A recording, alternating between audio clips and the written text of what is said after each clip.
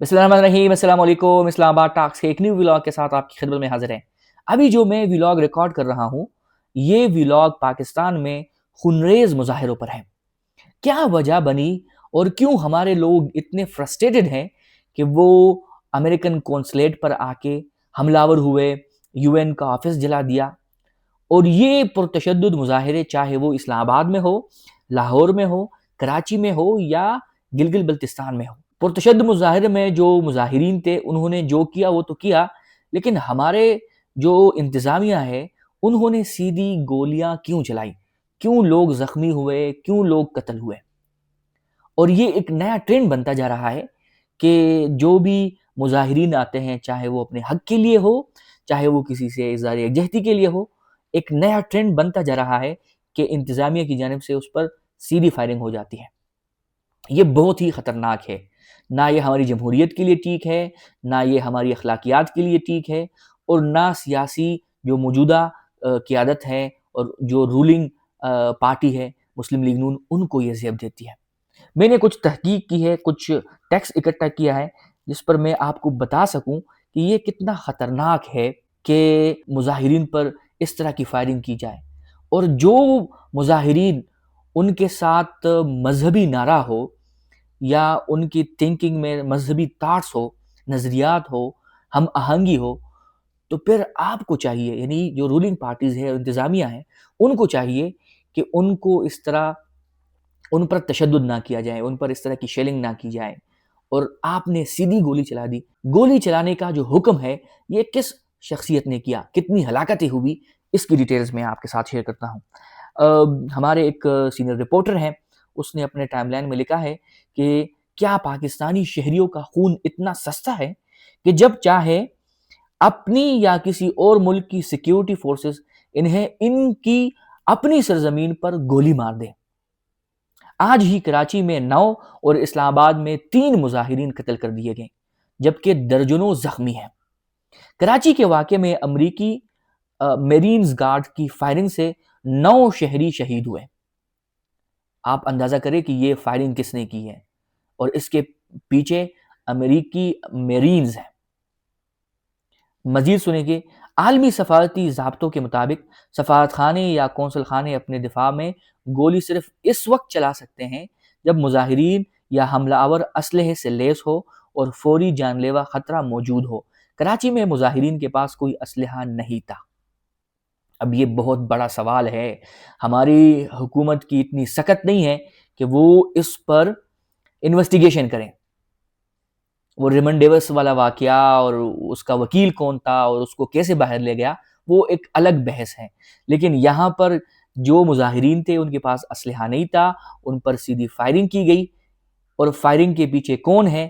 کیا ہماری اتھارٹی اور حکومتی وزراء جو صوبائی ہے، حکومت ہے یا وفاقی حکومت ہے، ان میں اتنی جرت ہے کہ وہ انویسٹیگیشن کریں اور جو لوگ ملوث ہیں اس کو سزا دیں؟ سوال ہی پیدا نہیں ہوتا۔ شاید وہ مجھے غلط ثابت کریں، اس پہ انویسٹیگیشن کریں، لیکن موجودہ جو حالات ہے اس میں سوال پیدا نہیں ہوتا۔ یہ بات درست ہے کہ مظاہرین کا قونصل خانے تک پہنچنا غلط تھا، لیکن قونصل خانے کی بیرونی سیکیورٹی کی ذمہ داری ریاست پاکستان پر عائد ہوتی ہے۔ سندھ حکومت نے انہیں روکنے کے مؤثر اقدامات کیوں نہیں کیے؟ ایک امپورٹنٹ کوسچن ہے۔ حالیہ عرصے میں تو مظاہرین کی محض اطلاع پر حکومت چار دیواری کی حرمت تک پامال کرنے سے گریز نہیں کرتی، پھر یہاں پیشگی انتظامات کیوں نہ کیے گئے؟ اسلام آباد میں مظاہرین کو امریکی سفارت خانے جانے سے روکنے کے دوران سیکیورٹی فورسز کی فائرنگ سے اب تک 3 مظاہرین شہید ہو چکے ہیں۔ سوال یہ ہے کہ اپنی ہی فورسز نے ایک بار پھر اپنی عوام پر گولیاں کیوں چلائی؟ ماضی میں ڈی چوک سانحہ 26 نومبر کے موقع پر گولیاں چلانے کے حق میں یہ موقف اختیار کیا گیا کہ تحریک انصاف کے کارکنان مسلح تھے، تاہم آج تک اس دعوے کے شواہد منظر عام پر نہیں لائے گئے۔ لیکن آج تو عوام کے مسلح ہونے کا دعویٰ بھی نہیں کیا گیا، پھر گولی چلانے کی نوبت کیوں آئی؟ کیا مظاہرین کو روکنے کا حل محسن نقوی سرکار کے نزدیک اب صرف گولیاں چلانا ہی رہ گیا ہے؟ جیسے میں نے آپ کو کہا کہ ایک ٹرینڈ ہے کہ جو بھی مظاہرین آئے آپ اس پر سیدھا فائرنگ کریں۔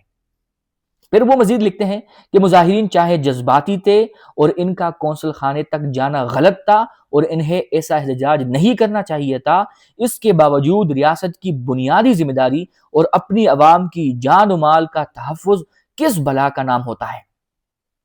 حکومتی کس غرض سے عوام سے ٹیکس وصول کرتی ہے؟ سیکیورٹی فورسز کس ذمہ داری کے لیے غریب عوام کے ٹیکس سے تنخواہیں لیتی ہے؟ اگر حکومت اپنی ہی عوام کو قتل و زخمی ہونے سے نہیں بچا سکتی تو اس سے بڑی انتظامی اور حکومتی ناکامی اور کیا ہو سکتی ہے؟ یہ شرمناک اور ناقابل قبول ہے۔ یہ سینئر رپورٹر وسیم ملک صاحب نے اپنے ٹائم لائن پہ لکھا۔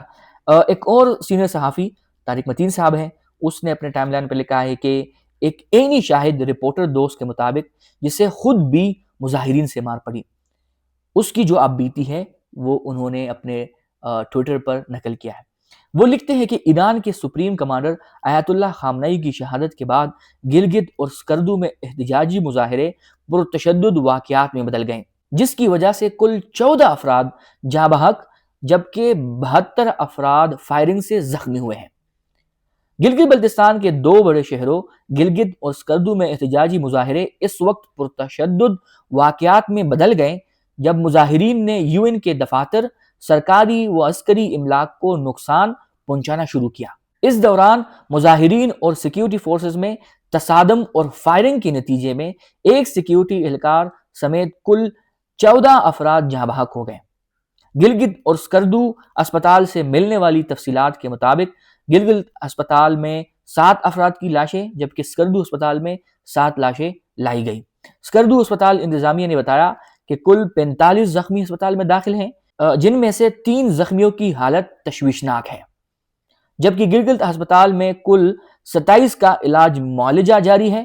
سکردو میں بگڑتی صورتحال کے تحت کرفیو نافذ کیا گیا ہے اور کل گلگت اور سکردو کے تمام تعلیمی ادارے بند رکھنے کا فیصلہ کیا گیا ہے۔ گلگت میں موبائل فون اور انٹرنیٹ ڈیٹا بند کر دیا ہے۔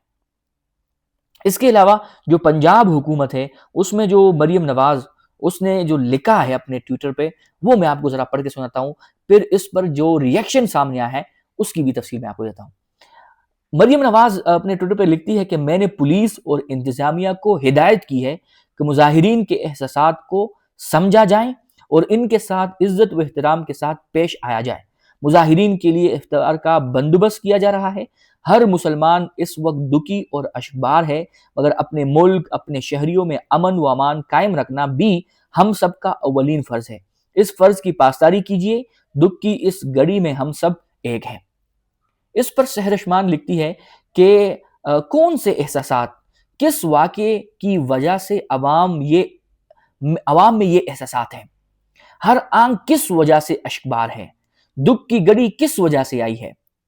مریم بی بی نے یہ نہیں بتایا، مذمت تو دور کی بات، آیت اللہ علی خامنئی کا نام تک نہیں لیا، اتنا ڈر کس بات کا ہے؟ میں مانتا ہوں، میں نے اس پر ویڈیو بھی جاری کیا اور جو اپنا موقف تھا وہ بھی آپ کو بتایا۔ ہمارے لوگ اتنے فرسٹریٹڈ ہیں کہ ان کو ایک نیا چسکا چاہیے۔ اب میں اس کو غلط رنگ نہیں دے رہا، لیکن آیت اللہ علی خامنئی صاحب جو ہے وہ ایران میں شہید ہوئے ہیں اور ایران کے کچھ لوگوں نے اس کی مخبری کی ہے، جیسے ہمارے جو ہیومن رائٹ ایکٹیوسٹ ہیں، وکیل ہیں جلیلہ حیدر صاحبہ، وہ بھی یہ کہہ رہی ہے، اور ہم یہاں پر اپنے ہی املاک کو، سرکاری و غیر سرکاری اداروں کو، لوگوں کے گاڑیوں کو، اور جو امریکی کونسلیٹ ہے وہاں UN آفس، ان کو جلا رہے ہیں، ان کو نقصان پہنچا رہے ہیں۔ جہاں یہ غلط ہے وہاں یہ بھی غلط ہے کہ مظاہرین پر سیدھی گولیاں کیوں چلائی گئی۔ آپ کو سیدھی گولی نہیں چلانی چاہیے تھی۔ جو ایک ٹرینڈ بنا ہوا ہے اس ٹرینڈ کو اتنا آگے نہ بڑھائیں کہ یہ سب بالکل نارمل لگنے لگ جائیں کہ جو بھی آئے گا، جو بھی مظاہرہ کرے گا، جو بھی احتجاج کرے گا، اس کو آپ سیدھی گولی ماریں گے۔ اس کے علاوہ اگر آپ یہ دیکھیں تو بہت سارے ایسے لوگ اس کو ایک مکتبہ فکر اور دوسرے مکتبہ فکر سے جوڑ رہے ہیں، تو یہ ایک فرقہ واریت کی جنگ بھی ہم دیکھ رہے ہیں۔ اس کے علاوہ پاکستان میں جن لوگوں نے جو کچھ کیا آپ کو دوسرے ممالک میں اس طرح ملتا ہے کہ وہ اپنے ہی لوگوں کی املاک کو، سرکاری اداروں کو، UN آفس کو اور کونسلیٹ کو نشانہ بنائے. اس پر بہت ہی انٹرسٹنگ جو ہمارے ماہر بین الاقوامی امور بنے ہوئے ہیں، اور اس نے جس انداز سے یہ چیزیں لکھی ہے، احمد حسن العربی کی میں بات کر رہا ہوں، وہ کہہ رہے ہیں کہ after the assassination of Ali Khamenei, even Iranians did not attack any consulate, embassies and UN offices in Iran. اس پر ایک بندے نے بڑا زبردست لکھا ہے کہ یہ ہمارے ماہر بین الاقوامی امور ہیں، اور ان کو یہ نہیں پتا کہ 1979 کے ریولوشن کے بعد کوئی وہاں پر ایمبیسی نہیں ہے ایران میں. جو رپلائی دیا گیا ہے وہ اپنے ٹائم لائن پہ لکھتے ہیں کہ there has been no US embassy or consulate in Iran since the 1979 revolution. If you are calling yourself a foreign policy expert while clueless about the basic fact, stop posting garbage and do some actual research first. Your ignorance is showing and it's pathetic. تو یہاں پر دونوں اطراف سے چیزیں غلط ہو رہی ہے. جو مظاہرین نے کیا وہ بھی غلط تھا، لیکن جو انتظامیہ اور حکومت نے کیا وہ بھی غلط تھا. اور ہمارے جو لوگ ہیں جو تھوڑے فرسٹریٹڈ ہیں معیشت کو لے کر، روزگار کو لے کر، اپنے کاروبار کو لے کر، وہ ہمارے ان حکمرانوں کی اس بزدلی کی وجہ سے کہ آپ کم از کم نام تو لے لیں کہ یہ جو حالات ہیں یہ کیوں ہے. اگر آپ حملوں کی مذمت کرتے ہیں تو حملے کس نے کیے ہیں؟ اور اگین جو بھی ملوث ہے اس عمل میں، کیا اس کے خلاف تحقیقات ہوگی؟ میرا تو نہیں خیال کہ کوئی انویسٹیگیشن ہوگی، اور ہو سکتا ہے انتظامیہ مجھے غلط ثابت کر لیں، کیونکہ میں نے سانحہ مرید کے پہ دیکھا کوئی انویسٹیگیشن نہیں ہوئی، میں نے سانحہ ڈی چوک پہ دیکھا کوئی انویسٹیگیشن نہیں ہوئی، اور اب بھی یہ انڈیکیٹرز ہیں. اس سے پہلے سانحہ ماڈل ٹاؤن کو بھی دیکھا ہے، وہاں پر بھی کوئی اس طرح کی انویسٹیگیشن نہیں ہوئی کہ جو قصوروار ہے اس کو سزا مل جائے. آپ کی کیا رائے ہے اس حوالے سے؟ کمنٹ سیکشن میں ہمیں اپنی رائے دیجیے گا. ملتے ہیں آپ کے ساتھ نیکسٹ ولاگ میں، تب تک کے لیے اللہ حافظ.